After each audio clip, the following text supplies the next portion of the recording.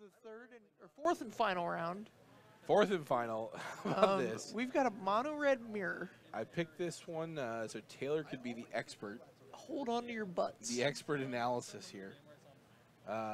Justin Blackburn, ironically not playing black in his burn deck, versus Tony Mason. Ironically not playing walls in his burn deck. No walls here. I have seen some walls in burn decks. The O2 Defender, not actually a wall, but... Yeah, the pings? Yeah. People playing him? Seen that in a couple decks. All right. Oh. 3d6. Electrostatic field, sure. Yeah, that's what was in my sideboard there for a bit. Oh, 10, wow. 13, that's 13. A good one. That's a good one. The average is 10.5. So 11, 14. Oh, man. Now what? Justin just beat him. Tony taking advantage of shady math. Oh, man. There's a good reason to not roll 3d6 if you can't math it. Yeah. Then don't do it. Addition. Quite the challenge. Tony keeping a risk factor hand. How important is shock in the mirror?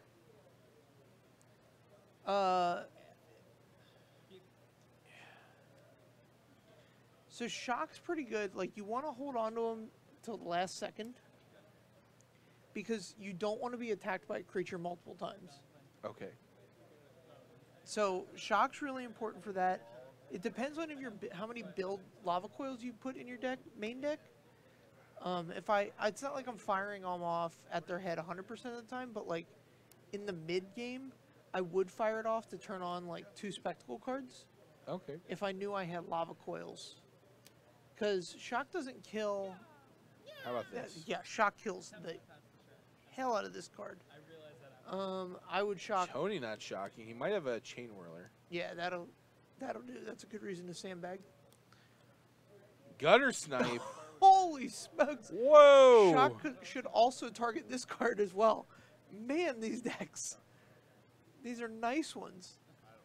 All right, so what do we got here? 2 mana. I would 100% be shocked if he didn't shock the gutter snipe. Ouch. Swinging for 2. If he plays another card here, you just did it wrong. We did it wrong. What is? Oh. He had a spectacle. Oh, sure. So next turn he needs a mountain. Yeah, mountain would be a big deal next turn. So, it's not, or if Tony can't kill this Steamkin, casting any red spell will do it for him as well. Because okay, Tony's gonna get the Steamkin. Steamkin's a big deal. Yeah. And getting it off the board there is very important. All right, let's see if Justin can draw 1 mountain. Leave it on top. Did you see it? No. I didn't think you did, so. All right. So now you cast the wizard from the... Oh, look, that's that other land I was talking about. And then you can... 16. Then you can Wizard's Lightning his guy. You're Yeah. gonna cast You should Wizard's Lightning... Well, I might Wizard's Lightning Tony. Me? Yeah, now because you got a blocker, so you can trade off. So Tony, you're forcing Tony to use a shock here if he wants to get in. Or a chain whirler. Yeah, or chain one. Tony's drawing a boatload of lands. That's not good. Risk factor. Risk factor, take it here. Yeah, you're at 18. Yeah. Oh, wow.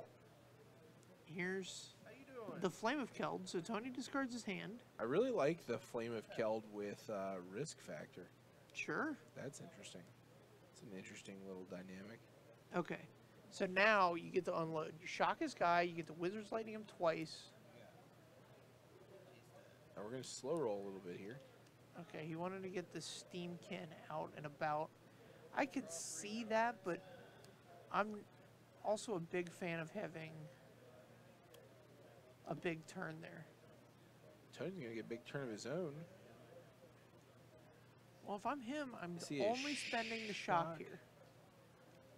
You have a Gitu Lava Runner. Okay, so shock, get to Lava Runner, because that's going to be around next turn as well. Yeah, I would definitely shock the Steamkin, though. You can't afford to wait on that. And you're going to spend 3 mana on this risk factor anyway. On your next turn, have it deal 6. 8. It's 4, right? No, it's 2. It adds 2 to everything. Oh, it adds 2 to everything. Yeah. Oh, we're gonna slow roll the Lava Runner. I think he has an Electro Dominance in hand.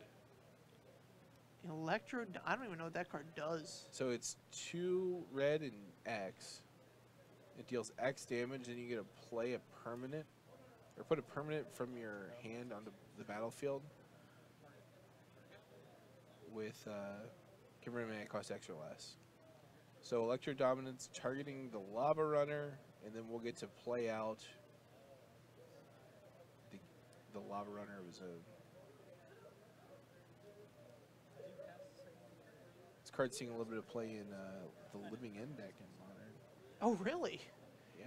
Oh, because you get to just play that Living End for free. Yeah. No blacks. Yeah, so now Tony's hand is empty. He's taking the 2. He's going to force. Red sources are no.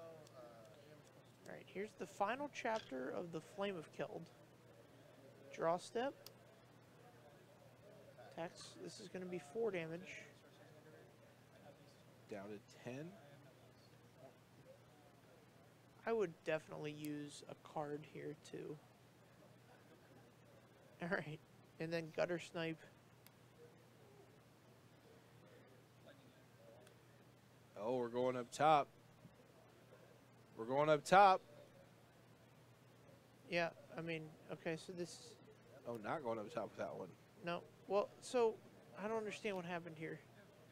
So we went up top with one, but not the other.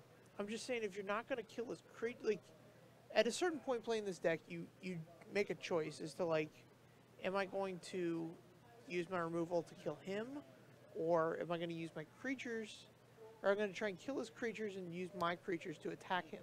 Right. Or should my creatures be trading off with him? So, if you get behind early because, like, he chain whirlers you for good effect, Yeah. then you want to use your removal to kill his creatures.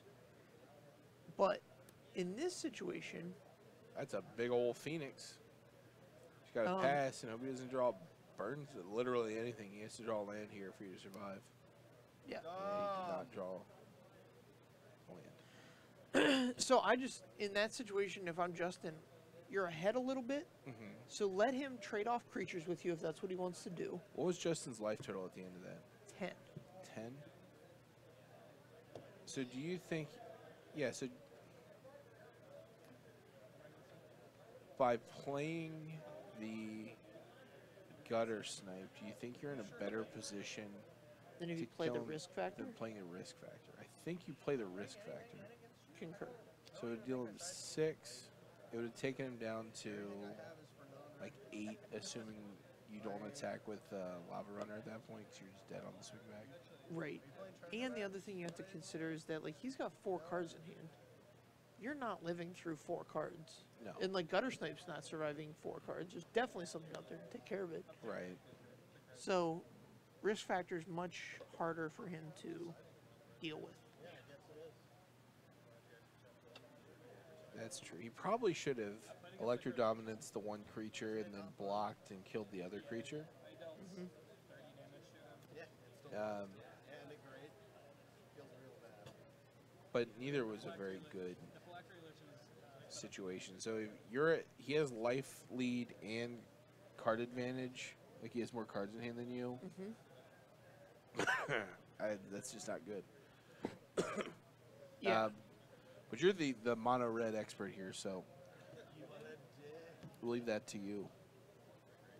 No, I agree. I think if you have a life lead, you put your opponent to the question of, like, do you want to trade these cards off? Right. Because you gain a ton of information about how good their hand is. But for Tony, who didn't have the life lead and had fewer cards in hand, do you just block, like with the Electro Dominance and playing the Lava Runner? Do you block or do you let it go through? No, you block. Like, you have to preserve whatever life total you have, and hope his hand is a blank, or less than your life total. Right. So that's what I would have done. I would have risk factored away I would have used the Gutter Snipe to play the risk factor. Mm-hmm. Because you're definitely getting the cards. He's not letting it deal 6 to him, because that only leaves him at 4. Yeah, but he has no cards in hand. He would have been at 8. Because he had 14, and he took 4 from the Lava Runner. Okay. So I think he would have just taken the 6 and gone to 8. And then you attack with the Lava Runner, put him to 4. But And then you're just like, dead, right? are you dead on the swing back? So at the time, he only had the 2 damage, but he had 4 cards in hand. And you're at 10. I mean, I don't know what the math on how much an average card is worth in this specific list. Right. But It's probably close to 2. yeah, it's probably close to. There's a lot of bolts. Did you really run that number, Spotter? Running the numbers. I mean, it depends on the build. Yeah, I mean, it depends. It literally depends on. Oh, we're sending the shock to the dome to set And up. then, Yeah. Setting Yeah. up a light stage for the next turn is a big deal. love this. Fantastic. You're only going to get one of these cards. That's still fine. It's Does he so have a fun. 3rd land?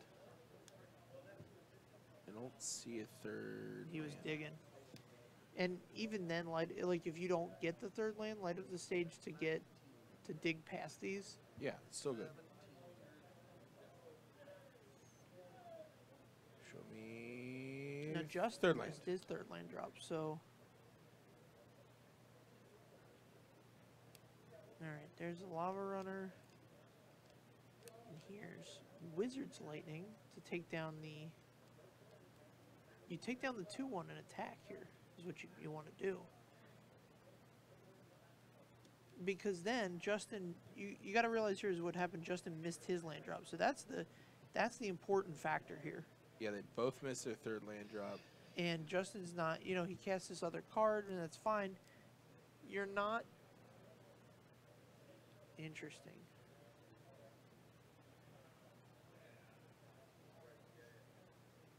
We're just letting it go. Yeah, the thing is, your Lava Runner's bigger than his. Yeah. So race. Like, if you kill his guy and attack, you put him at 16, he attacks back, you're at 16 Justin each. finds his 3rd. Alright, here's a Wizard's Lightning to take down the. No, take down that guy and you get to block the other. What? So if he No. Wizard's Lightning's the 2/1, Right, he gets he a gets a block, block- 1-2. right, the 1/2. Or if he doesn't want to like engage in combat, just you're taking 1 is better than taking 2. Right. Alright. Oh, he had the chain. Okay. End step. So does nay. Why wouldn't you just block then?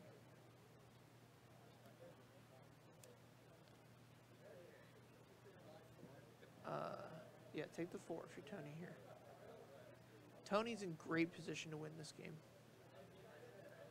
He's ahead. Justin's going to have to start utilizing his spells on Tony's creatures. And paying 3 mana for it. Yeah, that's. Yeah, and so this is just a huge tempo advantage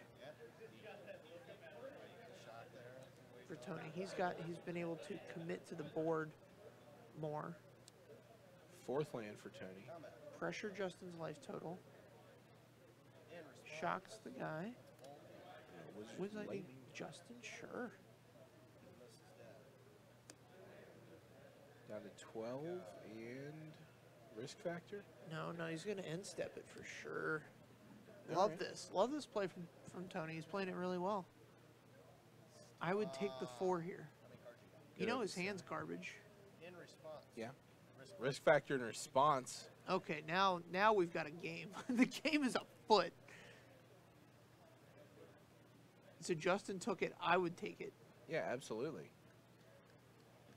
11 is a mile. With 2 cards, 11 is just untenable. Let's put him down to 7. Okay, 7 is still a long ways off. It doesn't matter what this card is, it becomes a risk factor, in my opinion. Oh, God, that makes me really nervous.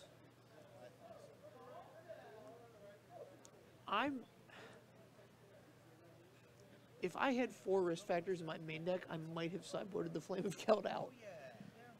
It's just too slow. Yeah, it is slow. You can...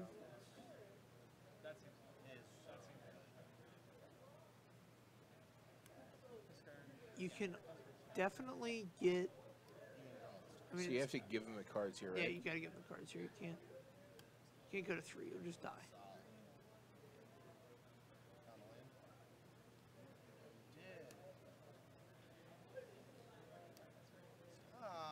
All right, Tony down to 5.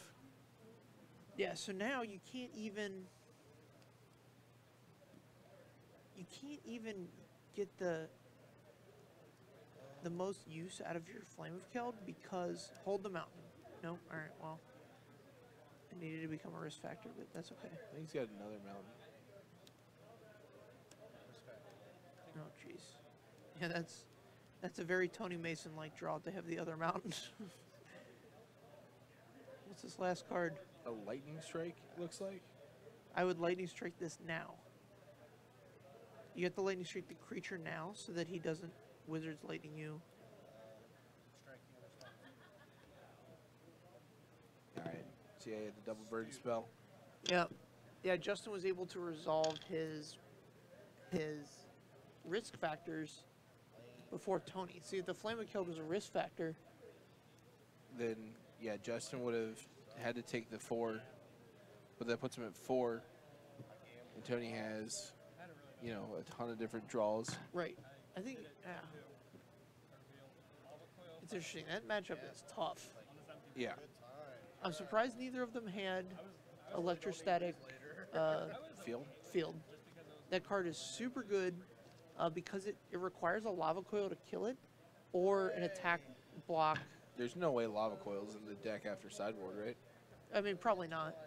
And the other card they didn't have that I play is the Pirate, the Fanatical Firebrand. Okay. You high on that one? I like it because it can randomly let you spectacle. I think spectacling light up the stage is really important for the deck to be able to do. Okay. Like being able to turn that on is super necessary so that you can keep your lands going. Yeah, You know, absolutely. You only play 20 lands, which is, you know, historically not that low, but pretty low for a standard deck these days. Yeah, absolutely. That's the standard environment. I feel like we got some really good games in. Yeah, we had some good Tonight. games. We got Great a lot matches. of diversity in the decks. We saw Jake on there twice with Sultai. But he So- he's kind of our boss, and he likes the accolades a little bit, so we put him up there. Yeah, sure. Whatever you say, man. I just wanted to give Jake a hard time. Sorry. Okay. Wow. We're calling Jake a tryhard? Why is it even an insult? No, it's not really an insult. If anyone wants to try hard, then more power to them. Listen, I play Dredge too. Or I would if I played Modern, but I don't, so I guess I don't play Dredge. So there you have it. I am a Dredge player that doesn't actually play Dredge. And, That makes me an Affinity player that doesn't actually play Affinity. yeah. Catch us next week. We're going to have more standard action. Hopefully we have a nice swath of diversity again. We love having all you guys on here. Come by, make fun of us. We'll make fun of you back if that entertains you or not. If it doesn't, we'll probably still do it. All right, fantastic. But we'll see you next week.